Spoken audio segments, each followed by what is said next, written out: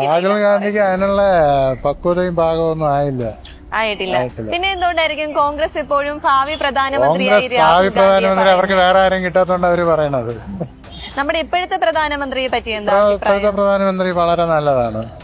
കക്ഷി രാഷ്ട്രീയമായിട്ട് പറയണതല്ല, ഏറ്റവും നല്ല. അതുകൊണ്ട് ഈ നാട്ടിൽ നിറയെ ഡെവലപ്പുകളൊക്കെ വന്നിട്ടുണ്ട്.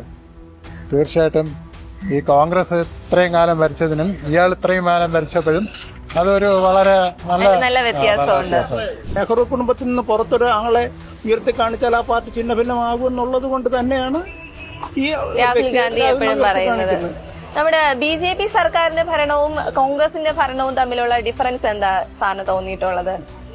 ഫസ്റ്റ് ഓഫ് ഓൾ പറയാൻ ഒറ്റ കാര്യമേ ഉള്ളൂ, അഴിമതി രഹിതമാണ്. നമുക്കറിയാം, കഴിഞ്ഞ UPA സർക്കാരിന്റെ കാലഘട്ടത്തിൽ ഉണ്ടായ, മൻമോഹൻ സിംഗിന്റെ കാലഘട്ടത്തിലുണ്ടായ എന്തൊക്കെയാണെന്ന് നമുക്കറിയാവുന്ന പ്രധാനമന്ത്രിയും പിന്നെ സോണിയാഗാന്ധി നിന്ന് കഴിഞ്ഞ വിദേശ രാജ്യങ്ങളിൽ നിന്ന് വരുന്ന ആദ്യത്തെ പ്രതിനിധി ആർക്കാണ് കൈ കൊടുക്കുന്നത്? സോണിയാഗാന്ധിക്ക്. അപ്പോൾ ആ ഡിഫറൻസ് മാത്രം മതിയല്ലോ നമുക്കറിയാൻ. ഇപ്പൊ നരേന്ദ്രമോദി വന്നപ്പോ നമുക്കൊരു പ്രതീക്ഷയുണ്ട്.